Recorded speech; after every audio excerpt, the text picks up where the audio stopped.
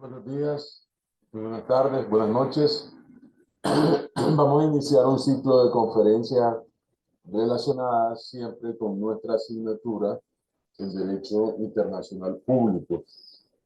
Estamos en el mes de la patria, hoy es 14 de septiembre de 2023, y vamos a exponer la unidad relacionada con el dominio público, donde tomamos como referente fundamental el territorio. El territorio de un Estado, como sabemos, es el ámbito espacial de validez. El Estado es un sujeto de derecho internacional, ya lo hemos dicho en la unidad anterior, es sujeto por excelencia. Y el territorio cobra mucha relevancia porque además tiene varios componentes. Todos los estados tienen un espacio aéreo, incluso un espacio aeroespacial. Todos los estados tienen un territorio terrestre y todos los estados tienen un espacio o espacios marítimos, a los cuales el derecho internacional les reconoce y les asigna determinados derechos a los estados y por supuesto también determinados derechos. Perseguimos destacar la importancia del elemento territorio en el campo de aplicación del BIC, establecer los derechos territoriales y de soberanía de los estados, identificar qué regulaciones jurídicas se aplican en esos tres espacios territoriales, considerar la trascendencia del derecho internacional marítimo. En el caso de Nicaragua, nuestro país está bañado, como se dice, por dos grandes océanos, o más bien un océano, el Pacífico y el Mar Caribe. Entonces, vamos a destacar esa relevancia. ¿Y cuál es el reconocimiento de los derechos de los estados en conflictos internacionales que nuestro país ha tenido? Como vemos, son cuatro temas: generalidades del derecho público, del dominio público, regulaciones del territorio terrestre, regulaciones jurídicas del espacio aéreo y las regulaciones en cuanto al espacio marítimo. Precisamente por razón que son varios temas que vamos a abordar, hemos dividido este ciclo de conferencias alrededor del dominio público en tres conferencias. Así que estamos iniciando la primera y procedemos a señalar cómo es que se va a desarrollar, digamos, ese ámbito de validez de dominio público que los estados tienen en el contexto del derecho internacional. Así que empecemos con las generalidades del dominio público. Como sabemos, todo estado tiene competencia territorial, competencia personal y competencia extraterritorial. De tal manera que la competencia viene siendo la facultad que un Estado tiene para regular y decidir sobre las actividades que se desarrollan dentro de un territorio de un Estado determinado. Así pues, el derecho internacional tiene la función de delimitar y de distribuir esas competencias estatales. El ordenamiento jurídico internacional le va a reconocer esa capacidad a los estados, que esa capacidad le va a dar competencias soberanas, plenas, exclusivas y autónomas, ¿verdad? Y que no se someten ni se subordinan a ningún otro poder estatal sin el consentimiento de ese Estado. De tal manera que la norma fundamental, la Constitución política, nuestra Carta Magna, establece esos aspectos esenciales. Las competencias entre el Estado van a determinar, por supuesto, las funciones de relevancia que el BIC, por supuesto, reconoce como parte de cada Estado que forma parte de esa comunidad internacional, que se relacionan entre ellos mismos, de forma bilateral, de forma multilateral o plurilateral, pero donde se destaca como eje fundamental la soberanía de cada Estado. Y eso se hace ver en el dominio que ejerce sobre sus territorios. Ya hablamos de tres territorios: aéreo, espacial, terrestre y marítimo.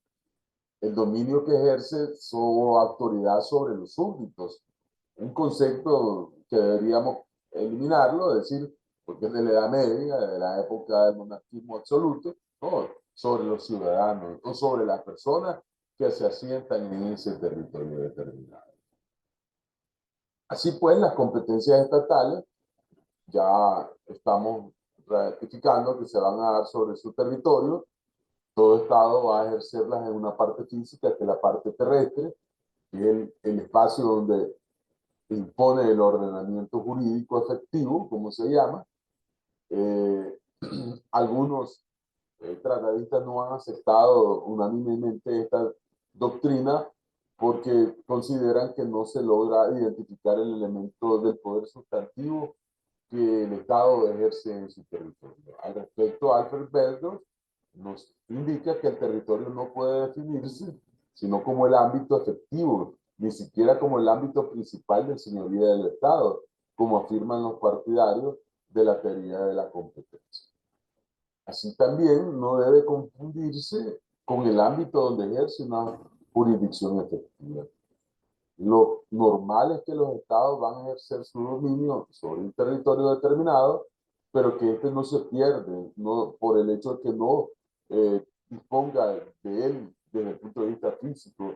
Si habláramos del derecho civil, como que tuviese la posesión o deje de ejercer sobre él su jurisdicción. Los ejemplos más clásicos que tenemos es el caso de Guantánamo en la República de Cuba, que es el territorio del Estado de Cuba, pero que bajo determinadas situaciones desde el punto de vista jurídico, antes de la Revolución Cubana, efectivamente un tratado, la enmienda Platt, le otorgó un derecho perpetuo de uso con un arrendamiento impuesto por los Estados Unidos y por el cual ellos tienen una base militar en esta parte del territorio cuya jurisdicción efectiva es el Estado de Cuba.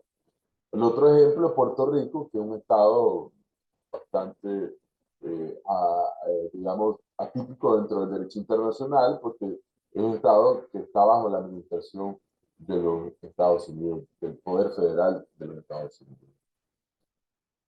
Entonces, los elementos tierra, agua y espacio aéreo espacial, valga la redundancia, van a ser los escenarios donde el derecho internacional va a manifestar su existencia. Y eso lo hace a través de los estados que son miembros de la comunidad, porque ¿quiénes son los propietarios de esos espacios? Los estados. Los estados tienen un territorio terrestre, tienen un territorio espacial y aéreo, tienen un territorio acuático o marítimo. Como podemos ver en estos slides, de esa manera es que funciona el Estado, ¿verdad? Con estos tres ámbitos de validez de espacios que el derecho internacional público les reconoce a todos los estados. Entonces, esa esfera de validez se va a limitar a su territorio donde se manifiestan dos aspectos relevantes. Primero, que se extiende el territorio de otro estado, digamos, ¿cómo se va a extender al territorio de otro estado? Bueno, el ejemplo más clásico es a través de lo que se llama el derecho de delegación activa, cuando un estado abre una embajada de ese territorio, de ese consulado también, forma parte y el estado acreditante, el estado receptor, le reconoce como parte del territorio de aquel estado. Entonces, como que está, entre comillas, incrustado dentro de un territorio diferente. Y ese territorio goza de inmunidad bajo el convenio que los estados han reconocido, que es la Convención de Viena sobre Relaciones Diplomáticas del año 1969. Lo otro también es que en ese territorio se realicen actos de Estado en un territorio de otro Estado.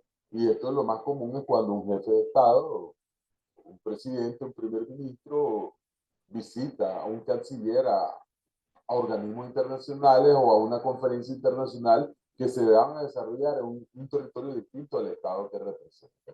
Y entonces eso el derecho internacional público también lo reconoce y también lo protege. De tal manera que esa jurisdicción dentro de ese ámbito espacial de validez se va a referir a dos obligaciones. Número uno, proteger los derechos de otros estados dentro de mí. Ya hemos dicho, el artículo 22 de la Convención de Viena sobre Relaciones Diplomáticas establece que el Estado receptor tiene la obligación especial de adoptar todas las medidas para proteger los locales y las misiones diplomáticas, en este caso de los estados acreditados. En segundo lugar, respetar la jurisdicción territorial de los otros estados. sea, las fronteras terrestres, marítimas, aéreas, ejerciendo únicamente dentro de estos espacios, no más allá de ellas. Y antes todo eso, violar un limes, como decían los romanos en latín, implicaba un casus belli, como se le llama en latín, un caso de guerra. Pues hoy, en alguna medida, eso no ha sido tan radical, no obstante, como vemos, todavía existen conflictos internacionales que se originan por problemas de tipo territorial. Y entonces estamos hablando de aspectos geopolíticos, geoestratégicos, donde algunos estados se disputan esa presencia. También hay competencias extraterritoriales, entonces el Estado puede ejercer funciones fuera de los límites del Estado, es decir, fuera de su territorio. La extraterritorialidad entonces se puede ejercer, por ejemplo, sobre los buques, sobre las aeronaves con bandera nacional, con pabellón nacional, en las misiones diplomáticas también ya lo dijimos. También hay delitos de carácter internacional, por ejemplo, la fabricación de moneda, que está tipificada en el artículo 291 de nuestro Código Penal. Aunque el delito, aunque la maquinita esté afuera, ahí en otro país, en otro territorio, el bien protegido es el Estado de Nicaragua es el afectado. Y entonces, bajo esa figura que ahora también considera las tarjetas de crédito, los cheques de viajeros, incluso las transferencias electrónicas, entonces, independientemente del lugar donde se haya estado el delito, pues será procesado bajo la legislación nacional en ese caso. También hay casos muy especiales como la Antártida, un tratado del año 59 que regula las acciones que se pueden desarrollar en este continente. Y el artículo 1 dice que se utilizará solo para fines pacíficos, que se prohíbe todo tipo de medida de carácter militar, bases, fortificaciones, etc. Otro caso que lo podemos revisar desde el punto de vista de competencia extraterritorial es un caso, el caso Lotus del año 1929, todavía no existía la CIJ, existía la Corte Permanente de Justicia Internacional, predecesora de la CIJ, y se trataba de un buque francés que en alta mar chocó con un buque bandera turca y mueren un par de marineros de Turquía.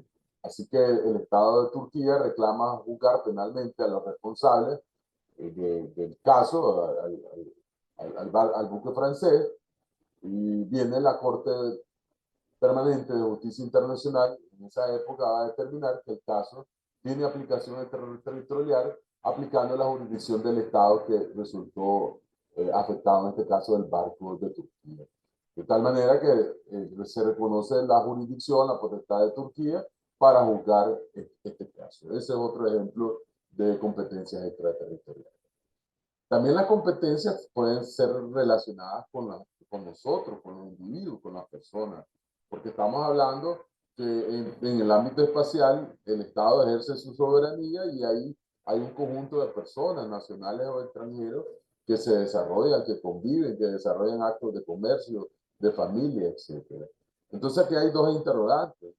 La primera es que si el Estado ejerce una potestad sin límites impuesto por el derecho internacional sobre todas las personas que están en ese territorio. Y la segunda es que si se puede ejercer determinados poderes sobre los nacionales que se encuentran fuera de su territorio y hacer que se respeten los derechos de todos. Efectivamente, sí, ¿verdad? El Estado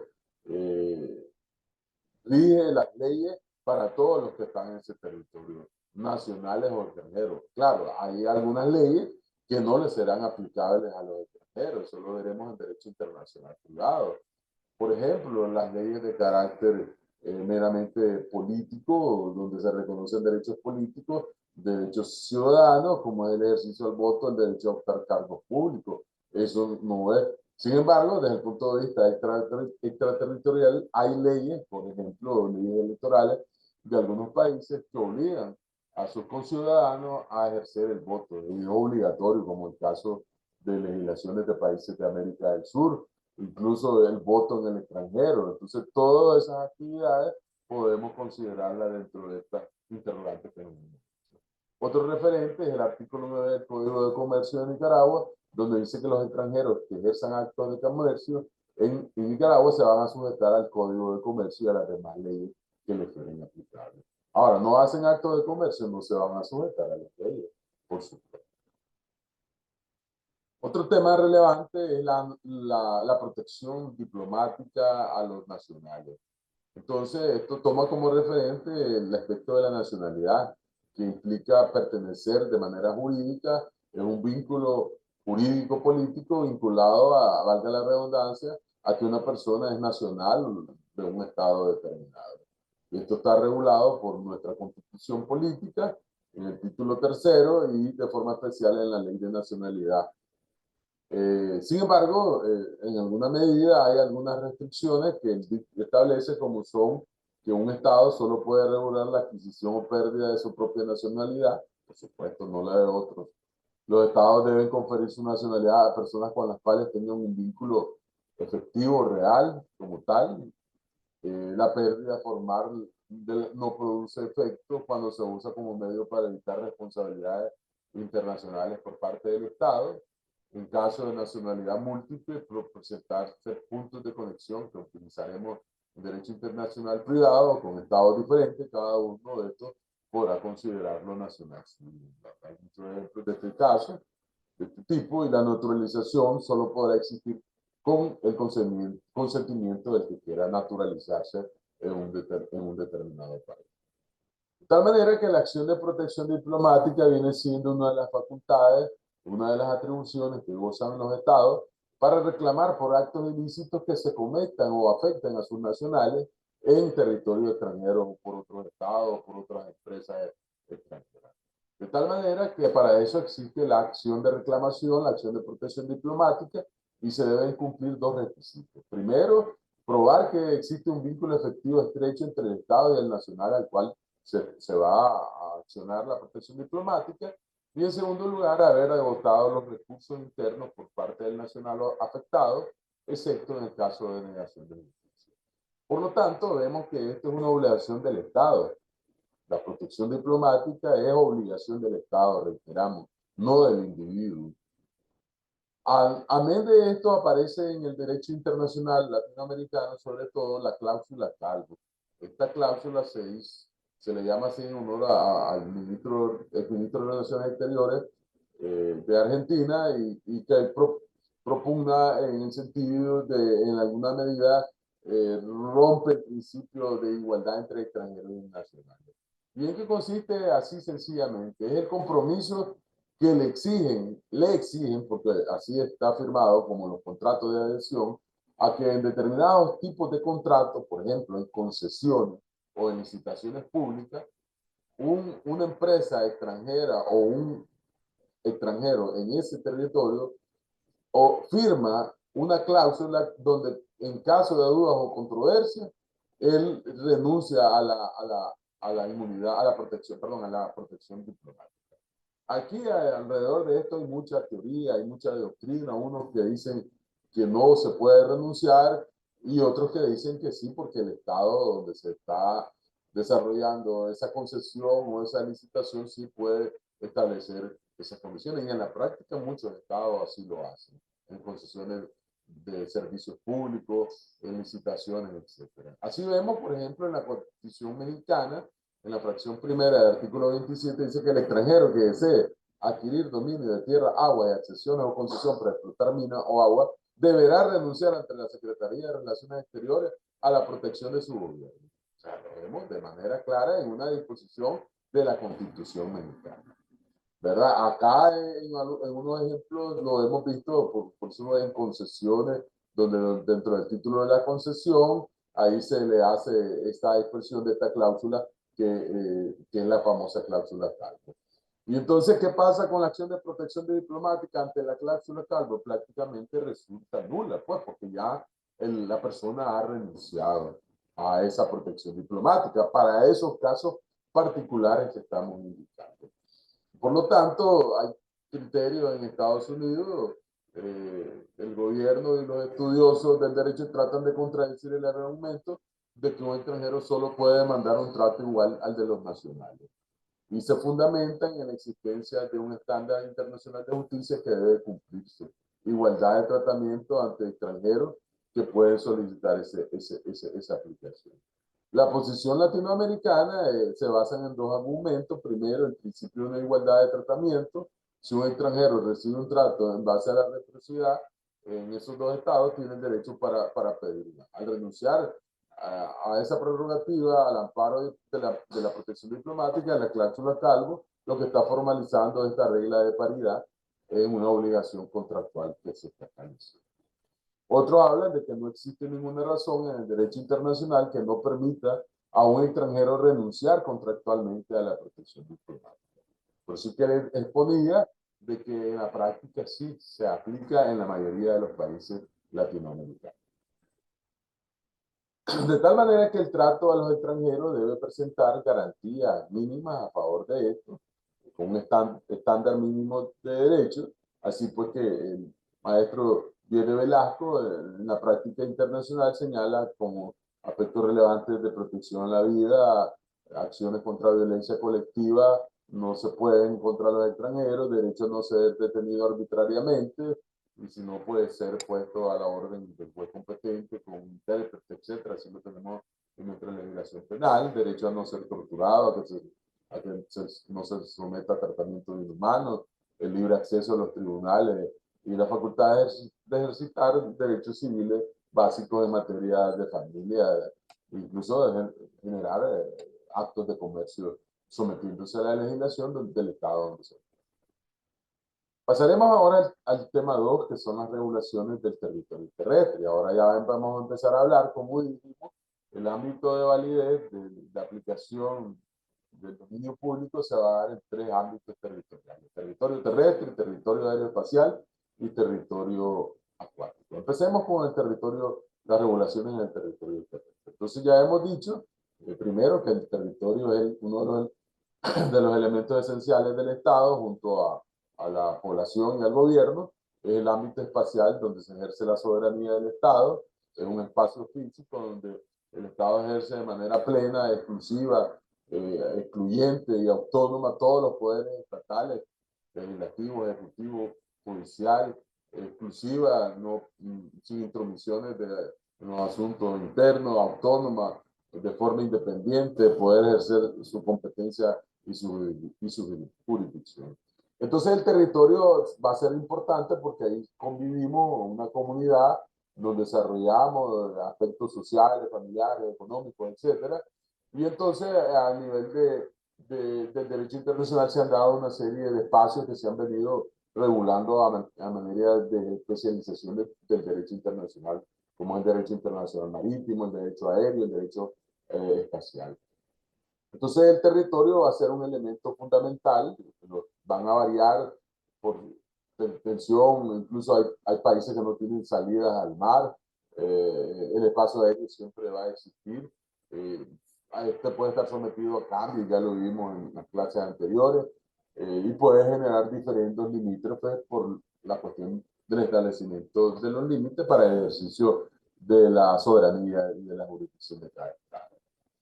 De tal manera que encontramos como una naturaleza jurídica en el territorio que hay tres teorías. La primera es la del territorio objeto, la del diclásico, la del periodo de la Edad Media, el territorio sobre el cual se tiene un derecho digamos, soberano, de propiedad.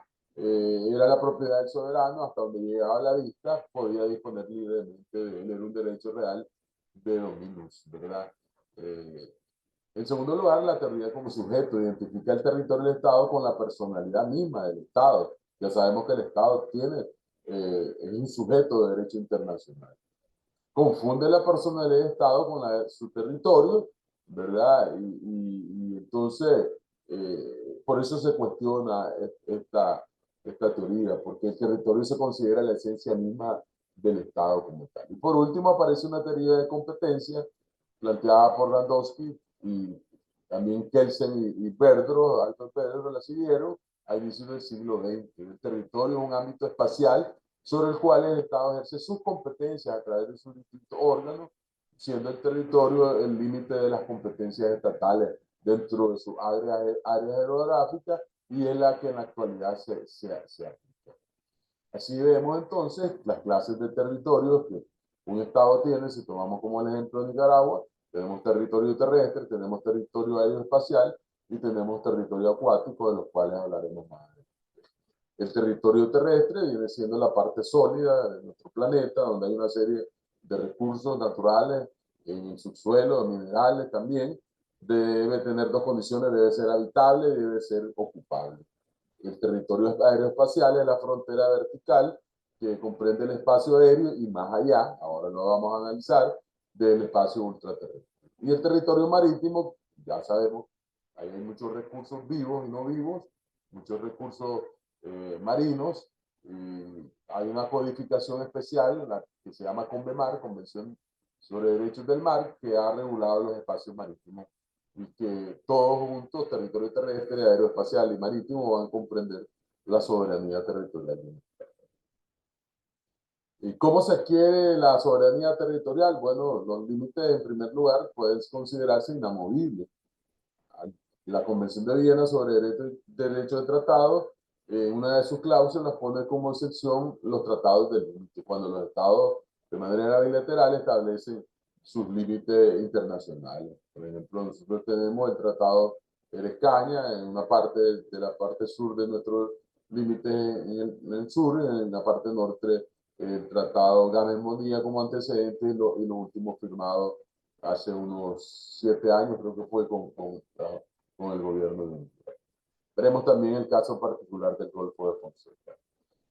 Los modos originarios, como podemos observar, la ocupación de territorio requiere que el territorio no tenga dueño, tiene que ser terra nullus, res nullus, como decían los romanos, y también tener un dominio efectivo permanente en esa parte para que el Estado pueda convertirse como tal. El ejemplo que hemos citado en la clase pasada fue el caso de Liberia. También por accesión, donde se puede dar la ampliación natural del territorio por acto telúrico, volcánico, etc.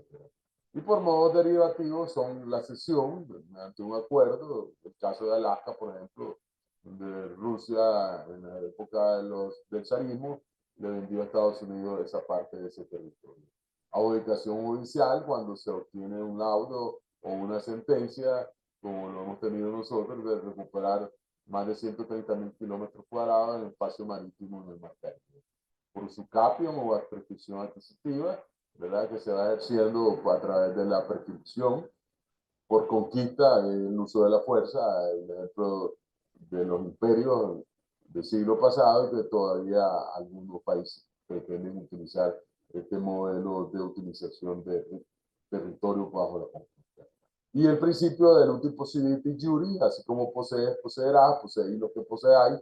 Se trata de la forma donde los nuevos estados que se independizaron de los regímenes coloniales adquirieron como propios los territorios que eran parte de la antigua colonia. En el caso de nuestros países en Centroamérica y en América Latina, ¿verdad? Casi todos utilizamos ese principio fundamental. Un caso especial que queremos hacer mención es el caso Ceilán. Ellos dicen que proclamaron un principado, un estado, por eso lo ponemos entre comillas, que así se autodenomina. Por no tener base territorial no puede constituirse como estado, porque esta familia, este señor, lo fundó en lo que era una plataforma que estaba abandonada, y entonces vino este señor con su familia, declararon el Principado como un territorio soberano, construido, esta parte había sido como una plataforma construida en el año 1942 y localizada en el Mar del Norte, ahí en Inglaterra. Entonces, eso es un caso muy llamativo que ahí le hacemos referencia. En cuanto a un elemento fundamental del territorio terrestre son sus fronteras, las fronteras terrestres, porque esas son las que marcan el limes, como decían los romanos, donde, hasta dónde se ejerce la soberanía.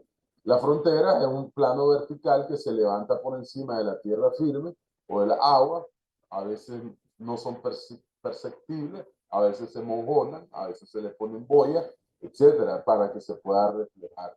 Y entonces no solo es la tierra firme, ¿verdad? Sino que también el subsuelo, el espacio aéreo y sus zonas marítimas. Todo eso parte de las fronteras de un estado, ¿verdad?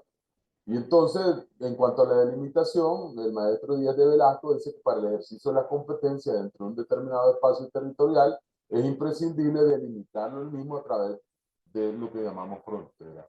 Y entonces, para determinar el ejercicio de la soberanía. Así pues, se usa frontera zona como zona fronteriza cercana a la frontera, a la línea de la frontera, de vecindad entre dos estados, para regular los pasos vecinales, por ejemplo, entre Nicaragua y Honduras. Son muy, las familias viven de un lado a otro, viven constantemente viajando todos los días sin ninguna regulación, incluso migratoria. Entonces, esa frontera zona es la región fronteriza de la vecindad entre dos estados. Se aprovechan los ríos, se hace explotación de recursos naturales transfronterizos, sistemas de aduana, migratorios, etc. Y después está la frontera línea, que es el límite político internacional, es la línea que nosotros le llamamos en nuestro lenguaje de guardarraya, la línea o la frontera en la zona fronteriza. Entonces están establecidas a través de mojones, ¿verdad? O de puestos fronterizos. Entonces hay dos procedimientos para establecerlo: la delimitación, que es fijar el límite internacional, digamos, para a través de acuerdos normalmente generales, bilaterales entre los estados. Ya ponemos el ejemplo del Tratado Gámez-Bonilla entre Nicaragua y Honduras de 1894, y ya que ha sido actualizado con un nuevo tratado firmado con Honduras hace 7 años o 10 años. Criterios para delimitarla son la frontera, los accidentes geográficos, los picos montañosos, ríos, lagos. En el caso de los ríos se usa lo que se llama el talweg de ríos navegables, o la línea media del río que no es navegable. Los aspectos técnicos, puntos geográficos, latitudes, longitudes. Ahora pues, antes eran agrimensores, ahora se utilizan todos estos medios tecnológicos de Google Maps, de satélites, etcétera. Y los límites preexistentes, las antiguas históricas divisiones administrativas. Entonces la demarcación va a ser la actividad técnica para fijar el límite internacional. Se ponen lo que se llaman los hitos o los mojones, ¿verdad? Y ahí, o las boyas en el caso de territorios acuáticos, ¿verdad? Que son más complejas. Y entonces trabajan técnicos, trabajan comisiones técnicas de demarcación, trabajan peritos, y cada estado va estableciendo sus representantes. En el caso de la delimitación del subsuelo no hay un límite, ¿verdad? En principio se toma el centro de la Tierra, ¿verdad? El ejemplo que ahorita apareció en la noticia, donde China ha iniciado a excavar un enorme agujero que superará los 11.100 metros de profundidad. Y hasta ahí ejerce su soberanía, ¿verdad? Estamos hablando del subsuelo. Comunicaciones por carretera, también es parte de las regulaciones terrestres. Y como sabemos, las vías terrestres de comunicación, las carreteras, las vías férreas, están dentro de la soberanía de un Estado, ahí se encuentran. Y entonces ahí se aplican dos principios del derecho internacional: la unidad de la red, que es la constitución dentro de un territorio común, ¿verdad? Pero cuando esa carretera es internacional, como aquí en Centroamérica tenemos, entonces se van estableciendo determinadas regulaciones. Esto sin violar la soberanía. No es como que el hecho que una carretera sea considerada carretera internacional, las personas vayan a viajar. Eso ocurre en Europa, eso ocurre en Estados Unidos, ¿verdad? Pero en Centroamérica no. O sea, tenés que ir pasando aduana por aduana, lo cual no debería ser, porque tenemos un CA4, deberíamos tener ¿cómo se le llama? Un sistema de integración común migratorio, aduanero, etcétera, pero no ha sido posible, lo cual permitiría que cada uno de nosotros pudiese viajar de Panamá hasta Guatemala con un solo control fronterizo, pero en la realidad no existe. Entonces, estas carreteras internacionales funcionan bajo el principio de la unidad de la red, pero también se aplica el exclusivismo estatal como principio, que es el que prevalece. Entonces, el Estado ejerce soberanía sobre ese espacio territorial, sobre esa carretera que cruza o sobre esa red ferroviaria. Y entonces, estas comunicaciones por carretera favorecen el comercio, el turismo, el transporte de carga, y se ofrecen una serie de aspectos como métodos de señalización regionales o universales, simplificación de formalidades aduaneras. Tenemos un Cauca, integraciones fronterizas como Honduras, El Salvador y Guatemala. Por ejemplo, cuando pasa uno de Guatemala a El Salvador, uno ni se da cuenta que lo han controlado, porque no te das cuenta si te controla El Salvador o Guatemala. Además, hay casos de los salvadoreños, pasan de un solo, ni siquiera se registran. En el caso de los nicaragüenses, sí, pues ya hemos tenido este tipo, pero solo una frontera te controla. La unificación de las reglas sobre responsabilidad civil y seguro obligatorio, y el establecimiento del control de circulación automovilística. Es una normativa muy nueva, se destaca en la Convención de Washington del 43 que regula la circulación automovilística interamericana, la Convención sobre Transporte por Carretera y Automóviles en Ginebra del 19 de septiembre de 1949 y la Convención sobre Reglamentación Económica del Transporte Internacional por Carretera del 17 de marzo del 54. Ahora, hay modernos ejemplos sobre regulación internacional en Europa, como ya lo habíamos indicado, y también en Estados Unidos. En el caso de las comunicaciones ferroviarias, ya sabemos que este transporte en algunas regiones tiene una naturaleza transnacional, como vemos en Estados Unidos, Canadá, en la Unión Europea, en Rusia, el famoso tren transiberiano que atraviesa varios países de Oriente. Y entonces, esto ha sido también objeto de regulación. Los principios rectores sobre el régimen internacional de vía férrea, reglamentación técnica de la Convención de Berna del año 1890 y actualizada en 1952, donde se establecen medidas de cooperación internacional, se crea la Unión Internacional de Ferrocarriles con sede en París, Francia, se establecen medidas de coordinación de las redes ferroviarias, particularmente en Europa, limitación de formalidades y controles, y se establecieron medidas de colaboración tarifaria. Ya deseáramos que en Centroamérica tuviésemos un tren centroamericano. Bueno, tuvimos tren y ferrocarril allá hasta los años 80 y luego pues, los gobiernos privatizaron. Creo que en Centroamérica solo Costa Rica ha tratado de restaurar su tren y en Panamá también existe por la operación del canal de Panamá. Los ríos, como sabemos, además de ser un recurso natural, también se utilizan a nivel del derecho internacional para el dominio fluvial y para también establecer límites, ya sea cuando hay divisiones geográficas que marcan una división entre un estado. En el caso que nosotros podemos tener en la parte norte, el río Coco-Segovia, que es el río fronterizo, no así el río San Juan. El río San Juan no es un río fronterizo, es un río nacional, cuya frontera es la parte la parte derecha, pues, la margen derecha, que a través del Tratado de Jerez-Cañas se estableció como límite o frontera. El límite no es el talwet, no es la parte central del río, sino que es la margen derecha. Ya hay muchos casos, perdón, que se han dado en este tipo de situaciones a través derivados del Tratado de Jerez-Cañas, los laudos Cleveland, los laudos Alexander y las sentencias últimas del año 2000.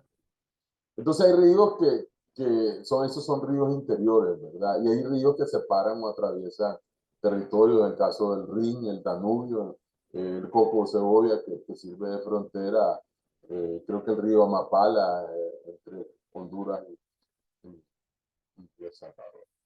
Entonces el dominio fluvial es fundamental porque se regula a quién le corresponde. Si es un río nacional, la regulación le corresponde al Estado. Si es un río internacional, depende del convenio y del tratado, ¿verdad? Que cuando se tratan de ríos fronterizos o sucesivos.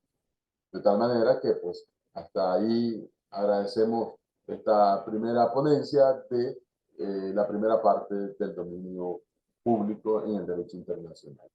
Muchas gracias y nos vemos.